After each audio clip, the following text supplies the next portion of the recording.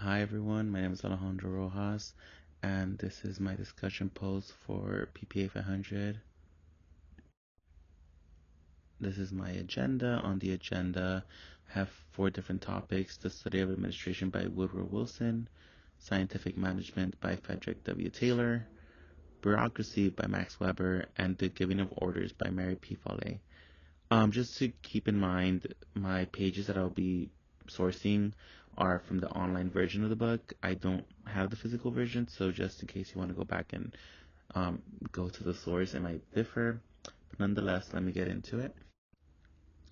So, on the study of administration by Woodrow Wilson, a little bit more about Wilson. He is considered the father of public administration, as he's argued for the separation of politics and administration, and he believed that administration should just be a field of business and it should be distinct from the political atmosphere, as he believes that it would ensure efficiency and effectiveness in government operations.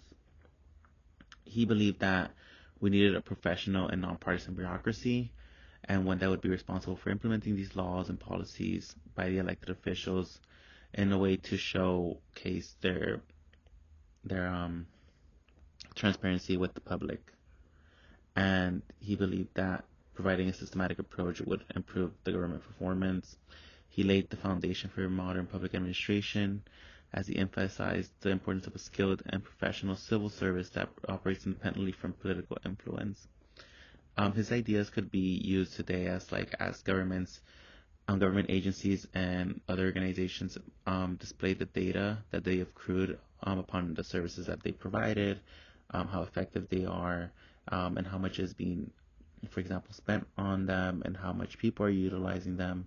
So that could be a good way to be transparent with the public under the eyes of Woodrow Wilson. And in the quote, it showcases like how much he emphasized that it should be more of a business, and it should be separated from politics in itself. So now going into the topic of scientific management by Frederick Taylor. Frederick Taylor believed that in scientific management, he could use it to improve efficiency and productivity in the workplace. He argued that by analyzing work processes scientifically, one could identify the best methods for performing tasks and reducing waste, thus increasing in output. Taylor's approach involved breaking down tasks into smaller, more manageable parts, training workers to perform these tasks in the most efficient way possible, and using performance-based incentives to motivate his employees. He believed that this systematic approach would lead to greater efficiency and higher profits for business. Um, like in the quote, if you put workers to do a specific task and give them incentive to do so, it just makes them want to work more for it and work more efficiently. And like Taylor believed that being able to train workers would create better performance, which is something that has been established as true. Um, Nowadays, in any place, workers have to go through trainings just so that the company organization can ensure that they could do pretty well in the tasks that they're being put to. So now I'm going to get into bureaucracy by Max Weber. Weber believed in bureaucracy because he saw it as the most rational and efficient way to organize human activity, especially in complex societies, as he argued that bureaucracies, with their clear hierarchies, formal rules, and specialized roles, it would be able to achieve a high level of efficiency, predictability, but predictability, sorry, and control. Weber thought that this structured approach could help organizations function more effectively and make decisions based on objective rather than their own personal biases. This in turn would lead to more consistent and fair outcomes. And we can see this sort of structure like in large companies such as Google and Amazon, as they have bureaucratic structures with different departments, like for example, like HR, finance, marketing.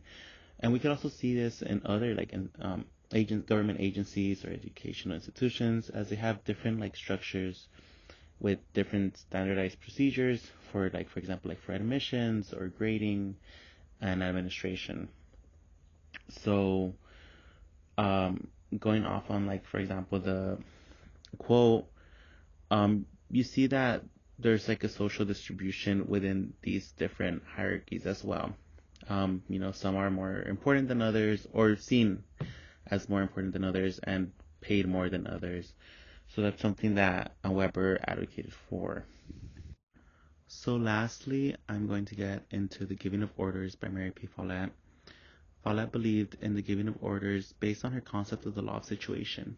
She argued that orders should not be given based on the hierarchical authority alone, but should instead arise from the needs and demands of the specific situation. This approach emphasizes the importance of context and collaboration, ensuring that decisions are made by those who are most knowledgeable about the situation and the particular circumstances. Follett believed that this method would lead to more effective and efficient decision making, as it would involve the input and expertise of all the relevant parties. So this would include the boss and the worker. She believes that communication and collaborating was very important in order to provide the best service and profit for the entity. And she suggested that incorporating like the principles of law of situation, collaborative decision making, empowerment, delegation, training and development, and the use of technology would be able to engage the worker and the boss into a better way of getting things done. Just the training in itself, being able to work with that, would be able to showcase the worker that it is possible to be done. And if they aren't able to do it, then they could ask the boss for help or some leadership in it.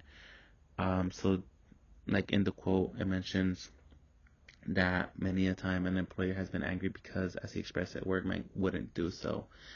But the truth of the matter was that the worker couldn't do it. So it's just being able to have that understanding between the two could be incorporated now, even with different entities across the workplace as well. So thank you so much for being able to go through my presentation. I hope that I was able to provide some context and sources for you to understand these four topics. And thank you so much.